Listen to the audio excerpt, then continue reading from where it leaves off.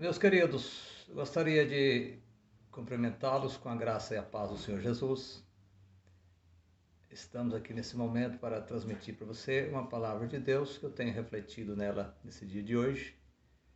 No texto de Marcos, eu vou ler para você e assim nós compartilharemos esse momento. O texto diz assim: Quem quiser, pois, salvar a sua vida, perdê-la-á.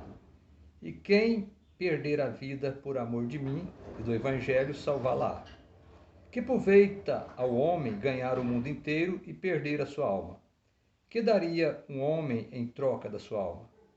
Porque qualquer que nesta geração adúltera e pecadora se envergonhar de mim e das minhas palavras, também o Filho do Homem se envergonhará dele quando vier na sua glória, a glória do Pai, com os santos anjos.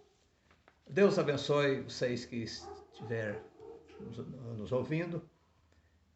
No final desta mensagem, se você achar por bem desejar, você compartilha com seus amigos nas redes sociais e posteriormente também ela estará no YouTube. Muito bem, queridos, eu ponho um título aqui de O Poder do Evangelho. O texto começa dizendo: Se alguém quer vir após mim, negue-se a si mesmo, tome a sua cruz e siga-me. Nosso Senhor Jesus Cristo, ele é muito claro quando ele fala com as pessoas, quando ele se dirigia às multidões ou aos discípulos individualmente, mostrando a necessidade de segui-lo. E para segui-lo, nós precisamos negar, precisamos fazer renúncias, né? Precisamos tomar a nossa cruz. Muitos acham que a cruz é um membro da família, muitas das vezes, e não é. A cruz são os problemas que a vida apresenta, porque as pessoas que estão conosco, elas não são nossos adversários. Elas estão conosco e dependem de nós de alguma forma. Não são exatamente as pessoas que são a nossa cruz. A nossa cruz é a nossa própria falibilidade, nossos próprios erros causados pelo pecado, as doenças que surgem, os desacertos da vida. Essas são a cruz. Nós precisamos pegar essa cruz e com dignidade, com graça, carregá-la. Mas ele continua dizendo que não adiantaria também te ganhar todo mundo, ganhar todas as coisas, ganharmos dinheiro, ganharmos ser bem-sucedido, diploma, como é que eu vou dizer, prêmios, etc., se nós perdêssemos a alma. E aí ele pergunta no texto: que daria um homem em troca da sua alma? Mas não tem preço para pagar a alma nossa. Não há preço que se pague senão o preço que foi pago lá na cruz do Calvário, onde Jesus derramou o seu sangue por nós. Ali sim foi pago o preço da nossa alma. Nós somos comprados ali e foi compra e pago pelo poder do nosso Senhor Jesus Cristo. Mas o esforço meu, o esforço humano, não há para comprar a nossa salvação, para comprar a nossa alma, não há esforço humano. Então não adiantaria ganharmos o mundo inteiro. O texto depois vai dizer a respeito da eficácia e do poder do Evangelho, né? Quem perder a vida por causa de mim e do Evangelho, e quem perder a vida por causa de mim e do Evangelho, salvá-la-á. Então, o Evangelho de Jesus Cristo é o meio. Jesus Cristo é o nosso Salvador e o caminho que nos leva à salvação é o Evangelho. Quando o Evangelho toma corpo na nossa vida, ele pode sim trazer algumas consequências. Podemos ser perseguidos, podemos ter descompreensões, mas o Evangelho é o caminho de nosso Deus para nos trazer a salvação. Se a perda, se os prejuízos que tivermos for por causa do Evangelho ou por causa do amor a Jesus Cristo, então nós estamos tranquilos, porque Ele mesmo fará a nossa defesa, Ele será mesmo o nosso advogado. Aí ele vai dizer, por causa de que, ele fala então dessa geração que nós vivemos, geração pecadora, uma geração que envergonha Veja bem, porque qualquer que nesta geração, quer dizer, nesse tempo que nós estamos vivendo, ele chama de adúltera e pecadora. Cada um é que deve tomar essa posição, não é uma acusação, né? Se envergonhar de mim e das minhas palavras, também o Filho do Homem se envergonhará dele, quando vier na glória de seu Pai com os santos anjos. Então, as pessoas, muitas delas, ou muitos de nós, e N vezes, nós ficamos meio que envergonhados, ou literalmente envergonhados do Evangelho, achando que o Evangelho é coisa antiquada, coisa difícil, coisa antiga. Especialmente quando o Evangelho nos confronta, o Evangelho de Jesus Cristo, obviamente, nós queremos de alguma forma nos esquivar.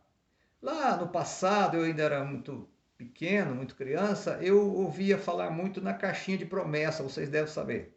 A caixinha de promessa, ela contém versículos bíblicos, especialmente aqueles que são de promessas, que são versículos que alegram nosso coração. E as pessoas usavam muito, alguns ainda usam hoje. Mas quando você está lendo o Evangelho, você chega num texto como esse, que chama, olha só como é que o texto se trata, porque qualquer dessa geração adúltera e pecadora, quando a gente ouve um texto como esse, a gente tende a pular, fala, não, esse texto não é para mim, isso é muito duro, isso é muito difícil. Se envergonhar de mim ou das minhas palavras, a gente tende a pular, né? Mas o complemento do texto diz o seguinte, se nós envergonharmos de Jesus ou do Evangelho, ele também se envergonhará de nós ou dessa pessoa quando vier na glória de seu Pai com os santos anjos. O apóstolo Paulo, tão querido, que todos vocês conhecem, lá em Romanos 1, verso 16, ele tratando esse assunto, ele fala da seguinte forma, pois não me envergonho do Evangelho, porque o Evangelho é poder de Deus para a salvação de todo aquele que crê. Aí ele vai falar primeiro do judeu, também do grego, ou seja, do religioso, do não religioso, do brasileiro, do estrangeiro, pessoa de qualquer nação. À medida que ele crê no Evangelho, esse Evangelho de Jesus Cristo, ele passa então a reconhecer ou a viver o poder de Deus para a salvação. A salvação, amados, que eu tanto preciso, que a nossa alma tanto necessita, ela vem através do Evangelho. O Evangelho de Jesus Cristo. Então, é esse Evangelho poderoso que nos esclarece da nossa posição espiritual. Então, diz Paulo, não me envergonho do Evangelho, porque o Evangelho é poder de Deus para a salvação de todo aquele que nele crê. Então, meus amados, crer no Evangelho se torna um grande privilégio. Porque o Evangelho de Jesus Cristo, primeiro, ele é maravilhoso, ele é poderoso, ele é a palavra de Deus, portanto é santa, bendita e muito preciosa. Então, eu gostaria de te aconselhar nessa tarde, nesse momento, ou quando você estiver vendo esse pequeno vídeo, que você se familiarize com o Evangelho, você se aproxime do Evangelho, mas com coragem. Deixe a vergonha, o constrangimento e o medo de lado. Não precisa você ter medo do Evangelho.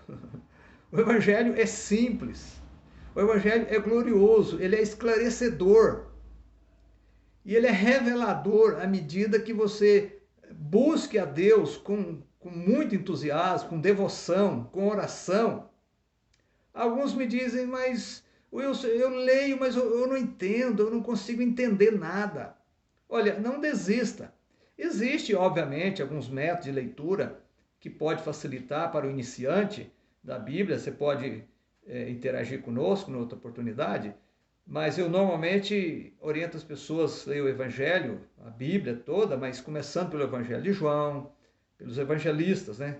João, Mateus, Marcos e Lucas, depois as cartas, e aí sim você vai entrando em toda a palavra, em todo o Evangelho, você vai familiarizando, porque o Evangelho ele vai interpretando por ele mesmo, um texto confirma o outro. Então, não se envergonhe do Evangelho. Quero deixar para você esse encorajamento para você se mergulhar com muito carinho, com muito amor a palavra de Deus, que é o Evangelho de nosso Senhor Jesus Cristo. Amém? Muito obrigado, Deus te abençoe. Vou orar por você neste momento, com gratidão na minha alma, pela oportunidade de chegar até você através dessa mídia, tá bom? Coloque a sua vida diante de Deus, suas necessidades, seus anseios, e esse tema tão importante, o poder do Evangelho, abra seu coração para isso e estamos dispostos a tratar desse assunto com você, o poder do Evangelho de Jesus Cristo. Querido Deus e eterno Pai, muito obrigado a Deus por esta palavra bíblica que nós estamos compartilhando nessa tarde.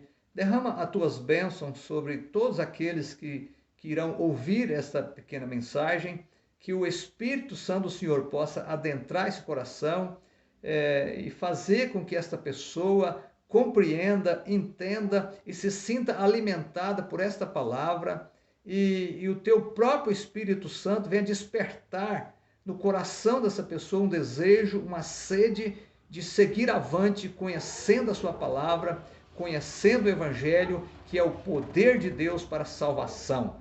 É minha oração em nome de Jesus. Amém. Deus abençoe. Muito obrigado.